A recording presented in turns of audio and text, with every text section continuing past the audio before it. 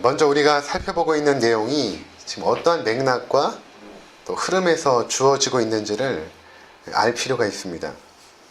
오늘 본문의 내용은 예수님께서 자신이 세상의 빛이라고 이렇게 증언하신 내용입니다.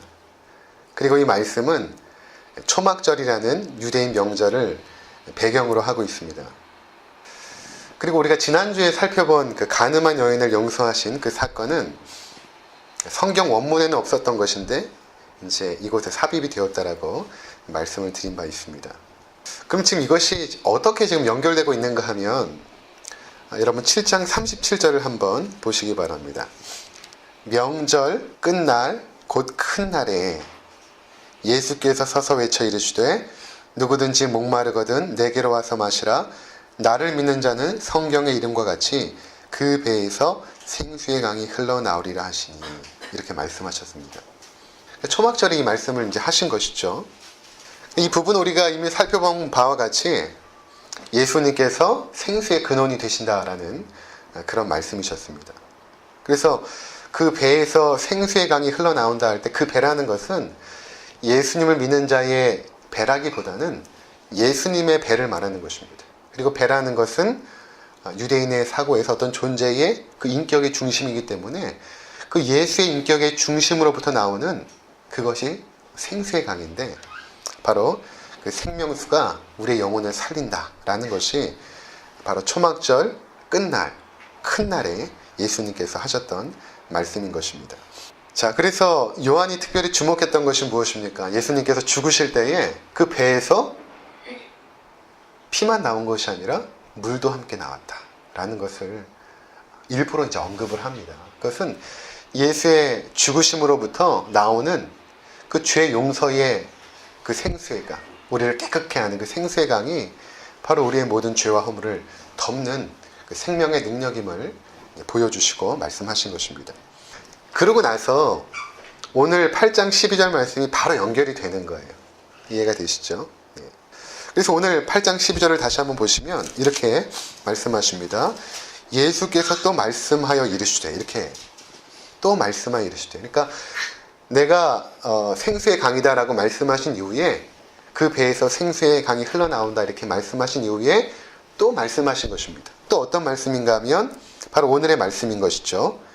나는 세상의 빛이니, 이렇게 말씀하셨다는 것입니다. 이 말씀을 어디서 하고 있는가 하면 8장 20절을 보시면 이 말씀은 성전에서 가르치실 때에 헌금함 앞에서 하셨다, 이렇게 말씀하고 있는 것입니다. 장면이 좀 연상되지 않습니까? 초막절 명절에 예수님께서 헌금함 앞에서 누구든지 목마르거든 내게로 와서 마시라, 이렇게 말씀하셨고, 그 다음으로 나는 세상의 빛이다, 이렇게 말씀하셨던 것입니다. 그렇다면 왜 간음한 여인의 그 사건이 그 가운데 삽입이 되었을까 궁금하지 않습니까?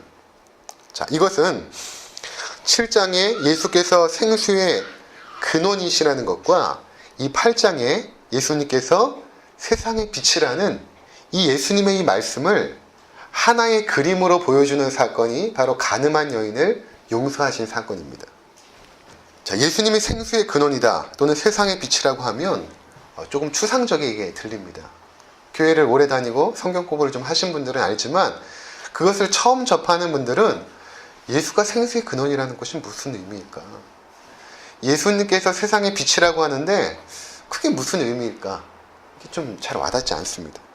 그래서 바로 이 사건을 이 사이에 삽입함으로 말미암아 예수님의 그 말씀이 우리 가운데 실제적으로 구체적으로 어떻게 다가오는지를 말씀하고 있었던 것입니다.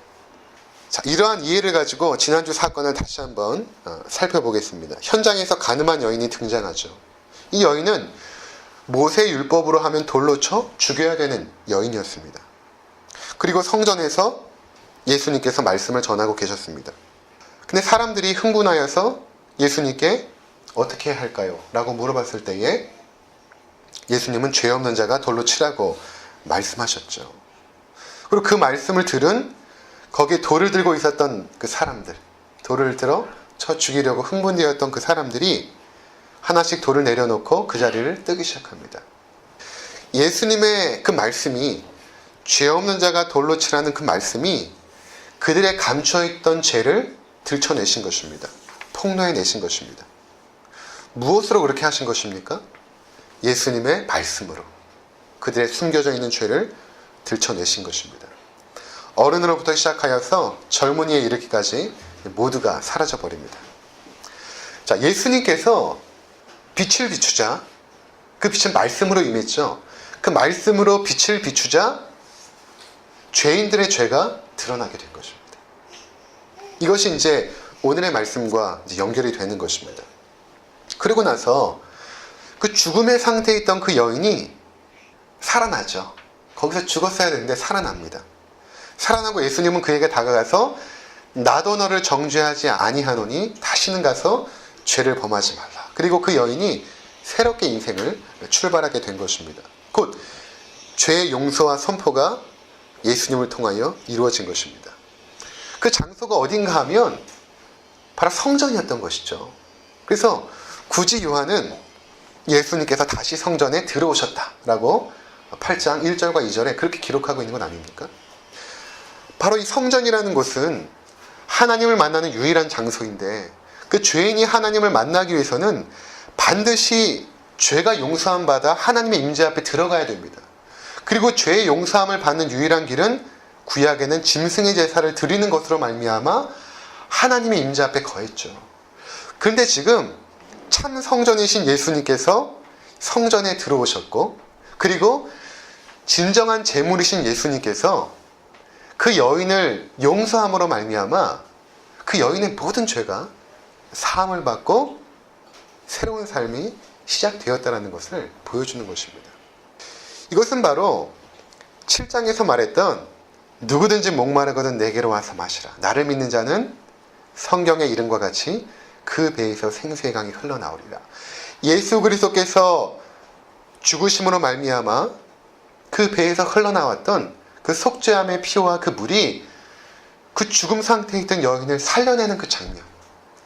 그 성소에서 흘러나온 물은 구약으로 가면 에스겔이 본 환상 아닙니까? 그 에스겔이 성소에서 흘러나오는 물이 닿는 곳마다 모든 죽어있는 생명을 살리는 그 환상을 보잖아요. 바로 예수가 우리의 참 성전이 되사 참 제물이 되사 그분으로 말미암아 흘러나오는 그 생수의 강이 이 여인을 살려내는 것을 보여준 사건이 지난주에 있었던 그 사건이었던 것입니다. 자, 이렇게 우리가 어떻게 연결되는 것인가, 어떠한 흐름 속에서 이 문맥이 주어지고 있는가를 보면 분명해집니다. 예수님의 이 말씀이 분명해지는 것입니다. 그래서 오늘 내가 세상의 빛이라는 말씀은 바로 그 사건을 두고 말씀하신 거예요. 내가 세상의 빛이다.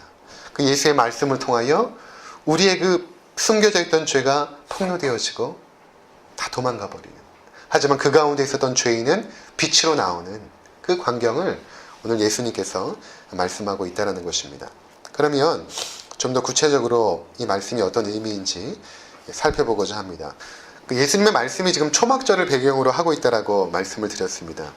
초막절은 추수감사절의 원형이 되는 거예요. 그래서 지금도 유대인들은 9월 말이나 10월 초에 초막절을 지내는데 과일을 이렇게 우리처럼 과일을 주렁주렁 이제 모아놓고 감사 예배를 드리는 것입니다. 이것이 이제 영국의 청교도들이 미국에 가서 그들이 수확한 것으로 추수감사절을 지내게 되면서 전통적으로 교회에서 11월 셋째 주죠. 그때 추수감사절을 진행이 되는데 바로 이렇게 하나님께서 우리 가운데 주신 그 열매들을 가지고 감사 예배를 드리는 것이 초막절 예식입니다.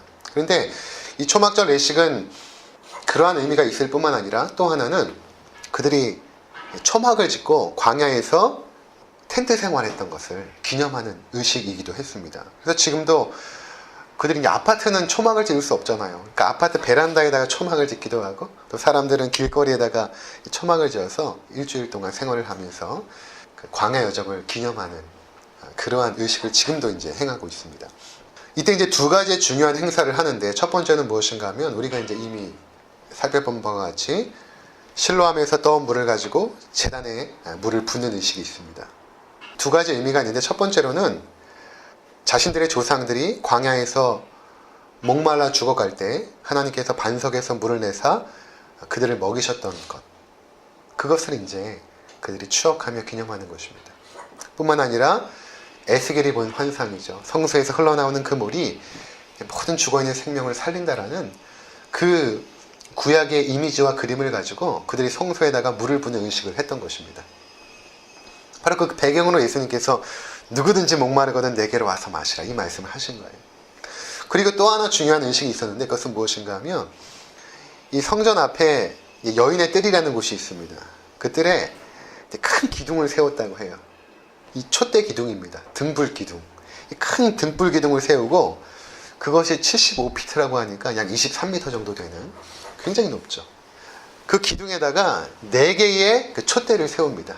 그리고 그 4개의 촛대에 4개의 금대접을 달아서 거기에다가 올리브유를 붓게 됩니다. 감람유를 붓고 그리고 제사장 공부를 하는 그 젊은 제사장들이 있어요.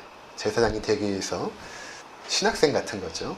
그들이 이제 이 등에다가 감람유를 짊어지고 사다리를 거기 이제 등대에 있는 사다리가 하나씩 4개가 연결되어 있거든요. 사다리를 올라가서 감람유를 붓고 거기에 이제 불을 붙이면 횃불 의식이 시작이 되는 거예요. 그러면 이제 밑에 있었던 사람들 중에 남자들은 횃불을 들고 찬양을 드리고 시편 118편부터 135편까지 그 할렐루야로 시작되는 그 찬양을 부르면서 이 초막절 축제를 막 즐기는 거예요. 그러니까 이 초막절이 되면 이 불이 이제 예루살렘은 굉장히 높은 곳에 위치하고 있거든요. 그러니까 멀리서도 그 불빛이 이제 보였다고 합니다. 그 불빛 밑에서 그들이 그 행사를 즐겼던 것입니다. 이렇게 횃불 의식, 등불 의식을 했던 이유 중에 하나는 무엇인가 하면 자신들의 조상들이 출애굽하여서 광야에 있을 때에 하나님께서 그들을 어떻게 인도하셨냐 하면 불기둥으로, 구름기둥으로 인도하셨죠. 그것을 이제 추억하면서 자신을 인도하셨던 그 하나님, 낮에는 구름기둥으로, 얼마나 그 햇볕이 뜨거워요. 구름기둥으로 막아주시고 밤에는 그 광야가 춥지 않습니까? 불기둥으로 그들을 따뜻하게 보호해 주시고 짐승의 위협으로부터 그들을 보호해 주셨던 하나님의 인도하심을 기념하여서 이렇게 횃불 의식을 치르게 되었던 것입니다. 바로 이러한 가운데 이러한 그 축제를 배경으로 하여서 예수님께서 하신 말씀이 무엇인가 하면 나는 세상의 빛이다 이 말씀을 하셨던 것입니다.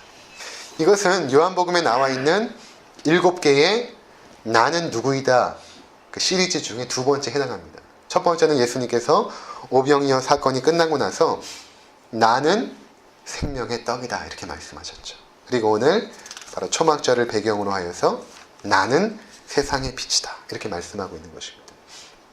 그래서 요한복음에 나는 뭐뭐이다 라는 표현이 총 7개가 등장을 합니다.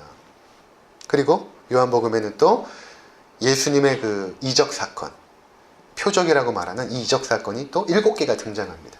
그러니까 요한이 굉장히 치밀하게 이 문장들을 구성하고 있음을 볼 수가 있거든요. 두 번째에 나는 뭐뭐시다 라는 그 표현, 이것이 구약으로 가면 어떠한 의미인가 하면 예수님께서 그 사람들에게 나는 세상의 빛이다 했을 때는 그들이 무엇을 알았냐면 구약에서 하나님께서 모세에게 처음 자신을 계시하셨거든요. 이전까지는 하나님께서 자신의 이름을 묻는 자들에게 왜 내가 이름을 묻느냐 이렇게 가르쳐주지 않으셨어요. 그런데 하나님께서 모세를 부르시고 불 붙는 그 떨기나무가 막 불이 붙는데 떨기나무는 타지 않았죠. 거기 하나님 임재가 임하고 모세에게 내가 출애굽의 리더가 되어라 라고 명하실 때에 모세가 그럼 하나님 내가 돌아가서 나의 민족들에게 또 애굽 사람들에게 당신을 누구라고 말할 수 있겠습니까? 당신의 이름을 가르쳐 주십시오 라고 했을 때 하나님께서 말씀하신 게 무엇인가 하면 나는 스스로 있는 자 아니라 이런 말씀이었거든요.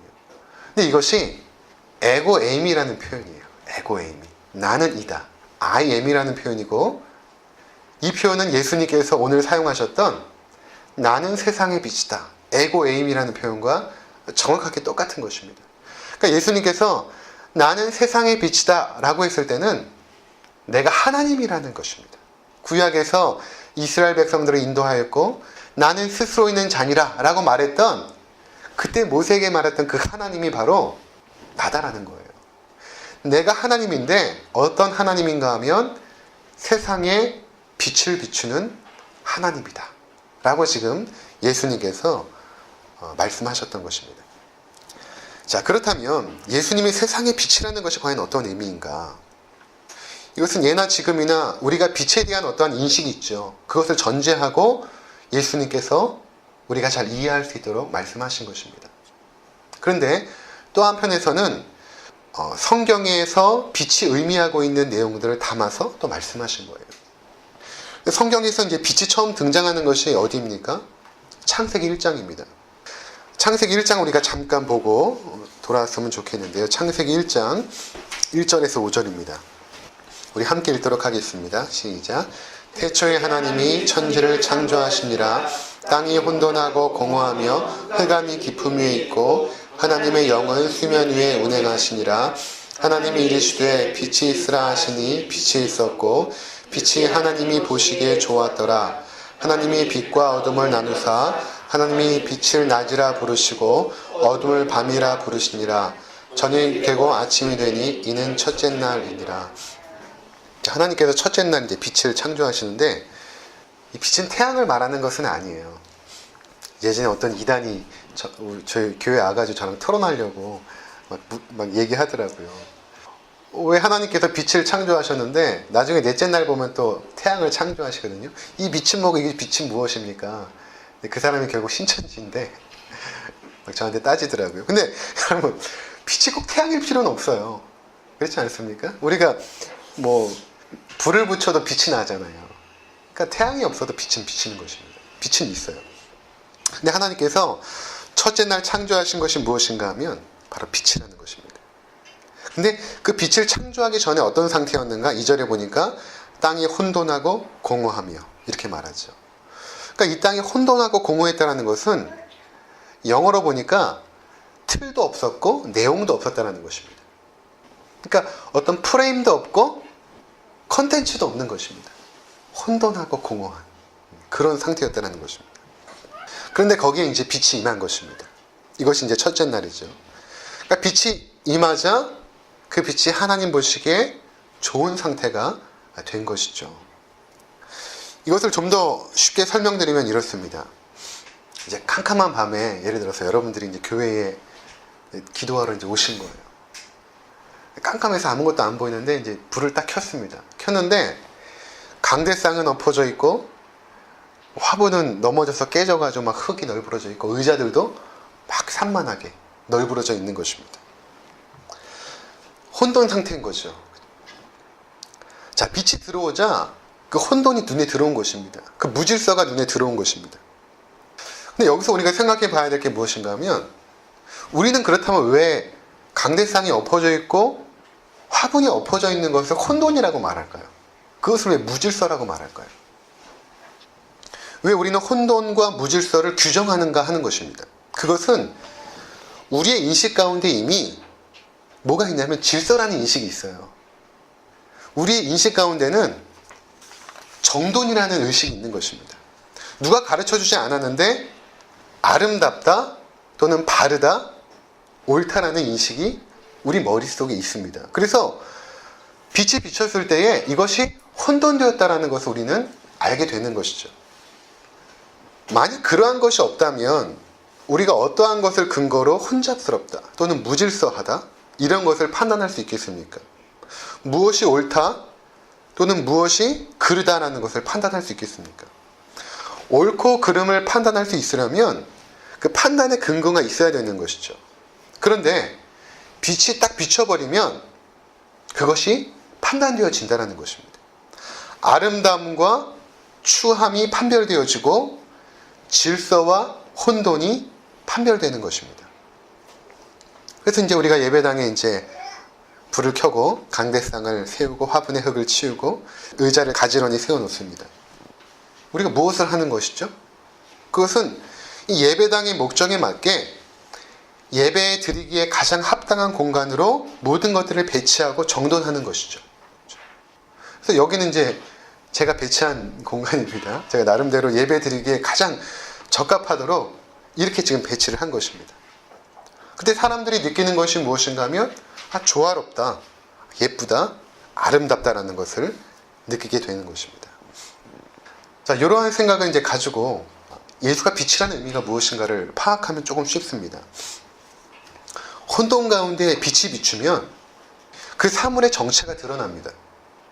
빛이 우리 가운데 비추자, 나에게 비추자, 내가 첫 번째로 깨달은 것이 무엇인가 하면 내가 누구인가를 깨닫게 되는 것입니다.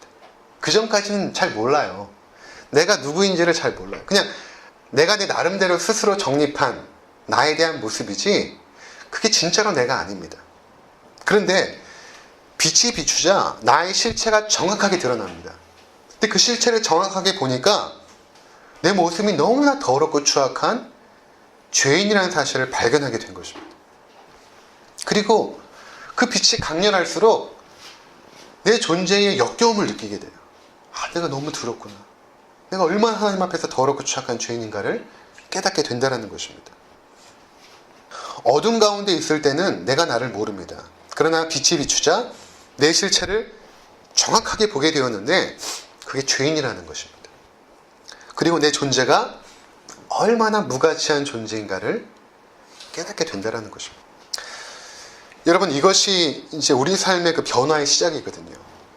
그러니까 우리 삶의 변화는 내가 정확히 어떤 존재인가를 알 때부터 시작이 됩니다. 그때 소망이 있어요. 내가 하나님 앞에서 얼마나 큰 죄인인지, 그리고 그 죄에 대항하여서 아무리 싸워도 이길 수 없는 무능력한 존재라는 사실을 깨달을 때에 그때부터 소망이 생기기 시작합니다. 그러면서 우리는 자신을 새롭게 세우기를 시작합니다. 그때에 무엇을 근거로 세웁니까? 아까 말씀드렸죠. 질서, 정돈, 옳음, 선함, 이것에 대한 근거가 무엇인가 하는 것입니다. 그동안 우리가 세워놓은 우리 삶의 근거들, 우리 삶의 기준들은 사람들이 만들어 놓은 목적과 가치 기준이었습니다. 그냥 사람들이 어둠 속에서 살아가는 그 사람들이 세워놓은 가치 기준과 목적, 그것에 따라서 우리가 그동안 살아왔다는 것입니다. 돈이 세상의 전부인 것처럼 나의 유익을 위해서 살아가는 것이 마치 가장 옳은 삶인 것처럼 자아를 개발하고 확장하여서 사람들에게 인정받는 삶이 무언가 좋은 것이고 선한 것이고 아름다운 것인 줄 알았죠. 그 어둠 속에 있는 사람들이 만들어오는 목적과 가치 기준이었던 것입니다. 그런데 빛이 비추자 그것은 다 물러가 버려요. 그리고 우리는 그 빛이 증거하는, 그 빛이 제시하는 정확한 근거와 기준을 가지고 우리의 삶을 다시 한번 세워나가게 됩니다. 그것이 무엇인가 하면 바로 하나님의 말씀인 것입니다. 그래서 그 하나님의 말씀에 빛 앞에서 우리 자신을 먼저 발견하죠. 그 다음에 발견하는 것이 무엇인가 하면 그럼 내가 왜 살아야 되지? 나는 무엇을 위해서 살아야 되지? 라는 것을 묻게 되어 있죠. 이렇게 더럽고 추악한 죄인이 왜 살아야 되고 무엇을 위해서 살아야 될까? 왜냐하면 어둠 속에서 세상 사람들이 만들어 놓은 모든 것들이 무너져 버렸으니까. 그때 하나님의 진리의 말씀이 우리 가운데 비춰준 게 무엇인가 하면 우리는 하나님의 영광을 위해서 살아가는 존재라는 그 목적을 우리 가운데 말씀하셨다는 것입니다. 내가 살아가는 이유가 하나님을 영화롭게 하는 것과 그분을 영원토록 즐거워하는 것이구나 라는 그 사실을 깨닫게 되었다는 것입니다. 근데 목적지가 보인 거예요. 이전에 세운 그 목적지는 그 헛된 목적지거든요. 거기까지 도달하면 허망해요. 어둠 가운데 있는 사람들이 세우는 그 목적지에 도착해보면 굉장히 허망하고 허탈합니다. 그러니까 그런 사람들이 자살을 하는 거예요. 아무것도 없으니까. 가봤는데. 근데 하나님께서 우리 가운데 말씀하시는 그 빛이 무엇인가 하면 너희는 그것이 아니라 하나님의 영광을 위해서 살아야 된다. 그리고 너의 삶이 나로 말미암아 기쁘고 즐겁고 행복해야 된다. 라고 말씀하셨던 것입니다. 그래서 이제는 우리가 가야 될 목적지가 이제 보이기 시작한 거예요. 그 목적지가 보이니까 방향도 보이는 것입니다. 어디로 가야 될까? 이것이 이제 보이기 시작한 것입니다. 내가 발견되어졌고 목적지가 발견되어졌고 이제 방향이 보인 것입니다. 자, 그러면 이제는 우리에게 주어진 삶 속에서 하나님을 영화롭게 하는 길을 이제 선택하며 나아가겠죠. 그것이 무엇인가? 그것은 꼭 목사와 선교사가 되는 것은 아니에요. 그것만이 하나님을 영화롭게 하는 것은 아닙니다. 오히려 지금 내가 하고 있는 일 속에서 하나님의 영광을 구하고 찾는 것입니다. 직장인이면 직장인으로서, 학생이면 학생으로서, 가정주부면 가정주부로서 하나님의 영광을 구하는 길로 이제 나가게 되는 것입니다. 그런데 중요한 것이 이때부터입니다. 내가 발견되어졌고 목적지도 발견되어졌고 방향도 보여요. 근데 그 다음에 구체적으로 그럼 내가 어떻게 살아가야 되는가라는 것입니다. 구체적으로. 그런 삶이 구체적으로 무엇인가 하는 것입니다. 이것에 대해서 예수님께서 이렇게 말씀을 하십니다. 오늘 12절에 보시면 내가 세상의 빛이라고 말씀하시고 나서 요한복음 8장으로 다시 돌아오셔서 예수께서 또 말씀하여 이르시되 나는 세상의 빛이니 나를 따르는 자는 이라고 말씀하십니다. 여기서 따른다라는 것은 그냥 뒤쫓아간다라는 의미가 아니라 예수님께서 사셨던 그 삶의 방식을 그대로 살아가는 그 제자도의 삶을 말하는 것이거든요. 살아간다라는 것은. 행한다라는 것입니다. 그러니까 광야에 있던 이스라엘 백성들이 그 불기둥을 따라갔죠. 그때 그 불기둥이 그들을 보호하고 인도하셨던 것처럼 우리가 비치신 예수 그리스도와 함께 그분께서 살아가는 방식 그대로 살아가는 것. 이것이 예수님을 따라가는 삶이거든요. 그렇게 너희가 살아가야 된다는 것입니다. 그렇다면 이것이 구체적으로 무엇인가? 예수 그리스도를 따라가는 것은 구체적으로 무엇인가? 그것은 예수님처럼 살아가는 것이고 그것은 예수님의 말씀을 따라 사는 것입니다. 이것이 구체적으로 우리 가운데 적용되어질 때 이러한 말씀을 드리고 싶어요. 어떤 것인가 하면 하나님의 말씀을 따라간다는 것은 하나님의 말씀을 기준과 근거로 하여서 우리 삶의 원칙과 질서를 세우는 것입니다. 제가 성경의 말씀에 그냥 순종해야 된다라고 말하지 않고 원칙과 질서를 세워야 된다는 것은 이런 의미입니다. 하나님이 천지 만물을 창조하실 때 혼돈과 공허 상태였습니다. 그런데 말씀이 임하자 하나님 보시기에 아름다운 세상이 되어지죠. 말씀이 임하자. 그렇죠? 꽃이 얼마나 아름답지 않습니까? 그런데 이런 아름다움을 잘 분석해 보면 원칙과 조화가 있어요. 질서가 있습니다. 질서와 조화를 통해서 생산되어지는 게 아름다움이에요. 그래서 사물이 조화와 질서를 가지고 있을 때 아름답다라고 우리는 말하는 것입니다. 우주를 보아도 굉장히 무질서하게 보이지만 불규칙하게 보이지만 완벽한 질서와 조화 가운데 지금도 움직이고 있어요. 그러니까 지구의 중력이 조금만 크거나 조금만 약해지면 우주는 급속도로 팽창되어지거나 압축되어서 이 우주가 사라진다고 합니다. 그러니까 이 우주라는 것도 정확한 중력의 법칙 아래서 지금 조화롭게 움직이고 있거든요. 자연도 마찬가지입니다. 식물의 잎사귀와 꽃잎은 완벽한 조화를 가지고 있어요. 겨울에 내리는 눈송이만 보아도 이 완전한 대칭을 가지고 있습니다. 완벽해요. 얼마나 정교하고 완벽한 조화를 가지고 있습니까? 마찬가지로 하나님께서 우리 삶에 원하시는 것은 질서 있고 조화로운 삶입니다. 그래서 우리가 하나님의 말씀을 통해서 우리 삶의 원칙과 질서를 잡고 살아갈 때에 그것이 하나님 보시기에 아름다운 삶이 되는 것입니다. 그리고 하나님 보시기에 좋다라는 표현이 된다라는 것입니다. 만약 그렇지 않으면 어떻게 됩니까? 지난 시간에 살펴본 것처럼 가늠한 여인이 현장에서 끌려왔죠. 이 여인이 왜 추하고 왜 더럽고 왜 불결합니까? 하나님의 말씀에 성적인 욕망은 남자와 여자가 결혼하여서 그 결혼이라는 제도 안에서 이루어질 때에 가장 안정되고 아름답고 조화롭게 만드셨어요. 그런데 하나님의 말씀에 어긋나서 결혼이라는 제도 바깥에서 자신의 욕망을 채웠기 때문에 그것이 추함이고 더러움이고 불결함이 되었던 것입니다. 우리 삶의 질서와 조화가 파괴되면, 그렇죠? 아내와 남편 가운데 그 질서와 조화가 파괴되어지면 이 둘만 파괴되어지는 게 아니에요. 부모와 자녀 간의 관계도 파괴되어집니다. 그리고 나를 둘러싼 공동체의 관계도 파괴되어져 버려요. 그러니까 빛 대신 예수 그리스도를 따라간다는 것은 하나님의 말씀이 우리 삶에 완전한 생명의 도리요 증거가 되어서 그 말씀에 생명을 걸고 살아가는 것. 그것이 빛 대신 예수 그리스도를 따라가는 삶이라는 것입니다. 성경의 진리가 우리 삶의 원칙과 질서로 확고하게 자리를 잡아야 됩니다. 제가 자주 말씀드리지만 이 원칙이 없으면 굉장히 다급하고 긴박한 상황에서 흔들립니다. 갈등해요. 우리가 흔들리고 갈등한다는 것은 원칙이 없다는 것이거든요. 그러니까 어떠한 상황에서 내가 어떻게 해야 될까라고 생각하는 것은 이미 늦은 거예요. 어떠한 원칙대로 해야 될까를 물어봐야 되는 것입니다. 그리고 원칙이 없으면 성경을 근거로 원칙을 세워야 돼요. 그리고 그 다음에 또 그러한 일이 생기면 그 원칙에 적용하여서 또 그렇게 결정하여서 나의 행보를 결정해야 되는 것입니다.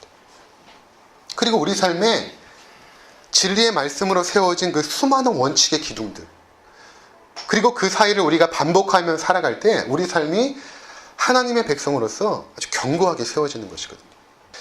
예수님은 내가 세상의 빛이라고 말씀하시고 나를 따르는 자는 어둠에 다니지 아니하고 생명의 빛을 얻는다라고 말씀하셨습니다. 예수님을 따라가게 되면 그 진리의 말씀, 그것을 따라가게 되면 그것이 우리의 삶의 원칙과 질서로 자리 잡게 되면 우리는 어둠 가운데 거하지 않아요. 계속해서 빛 가운데 거하게 되는 것입니다. 그래서 여러분들이 만약에 거기에서 실패하면 첫 번째로 찾아오는 것이 무엇인가 불안함일 거예요. 두려움입니다. 이 어둠의 영역에 있는 것이거든요. 불안함, 두려움, 염려, 걱정, 어둠의 영역들이. 내가 지금 어둠 가운데 있는 거예요. 내가 이 길이 가장 좋은 길 같아서 그 길을 따라가는데 실제로 하나님 말씀과 반대로 간 거예요. 거기에 불안과 염려와 두려움이 찾아오죠. 그런데 예수님을 따라가게 되면 어둠에 다니지 않게 된다는 것입니다. 참 빛이신 예수 그리스도가 이 땅에 오자 사람들의 죄가 폭로되어졌죠. 그들은 결국에 그 빛을 꺼버렸습니다. 십자가에 죽여버렸어요. 왜냐하면 그 빛이 이 땅에 있으니까 너무 괴로운 거예요. 그러니까 여러분들이 세상에서 빛 대신 예수 그리스도를 따라 살아가게 되면 때로는 미움을 받을 수도 있고 때로는 사람들에게 조롱거리가 될 수도 있어요. 왜냐하면 그들이 자기 죄가 들통나는 게 싫어서 그래요. 그러니까 자꾸 그런 사람들 내쫓죠. 자꾸 빛 가운데 거하는 사람들은 어둠에 있는 사람들이 함께 할 수 없으니까 내쫓고 죽여버리는 것입니다.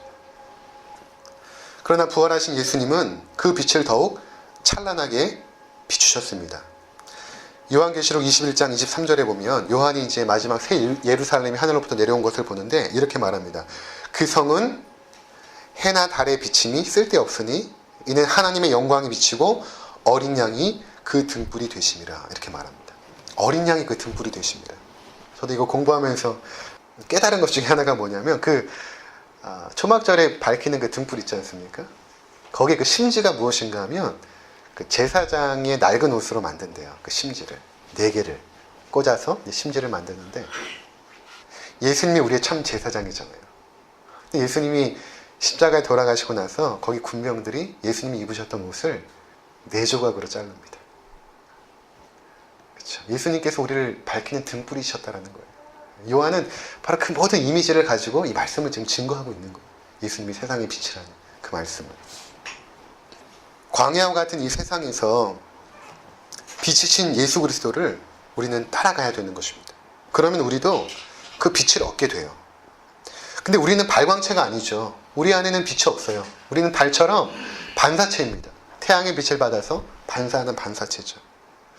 그래서 예수님께서 마태복음 5장 14절에 뭐라고 말씀하신가 하면 너희는 세상의 빛이라 이렇게 말씀하신 것입니다. 그래서 우리가 예수님을 따라갈 때에 그 빛이 우리 가운데 임하는데 그 빛을 세상에 비추게 되면 세상 사람들이 우리를 통해서 하나님의 영광을 보게 되는 것입니다. 우리가 사랑하는 모습을 통해서 세상 사람들은 하나님의 사랑을 보게 돼요. 우리가 용서하는 모습을 통해서 세상 사람들은 하나님의 용서하심을 경험하게 되는 것입니다. 우리의 정직함과 우리의 겸손함을 통해서 어둠 가운데 있었던 사람들이 빛으로 나오는 것입니다. 시편 119편 105절에 이렇게 말씀하십니다. 주의 말씀은 내 발의 등이요 내 길의 빛이니이다. 이렇게 말씀하십니다. 그러니까 우리가 이 땅에 살아갈 때에 주님을 따라가는 것은 그 말씀을 따라가는 거예요. 그래서 주님 안에 거한다라는 것은 그 예수 그리스도의 말씀 안에 거하는 것이거든요. 그래서 우리에게 주어주신 이 진리의 말씀을 여러분의 삶의 원칙으로, 질서로 삼고 그 원칙에 나의 생명을 걸 때에 우리는 세상에 빛을 비추게 됩니다. 그리고 사람들은 그 빛을 보고 하나님께 영광을 돌리게 될 것입니다. 이것이 바로 오늘 예수님께서 말씀하신 내가 세상에 비치고 너희가 나를 따라오라는 예수님의 초청인 것입니다. 이 말씀 앞에서 순종하시는 우리 모두가 되시기를, 그래서 세상 가운데 빛을 비추는 우리 모두가 되기를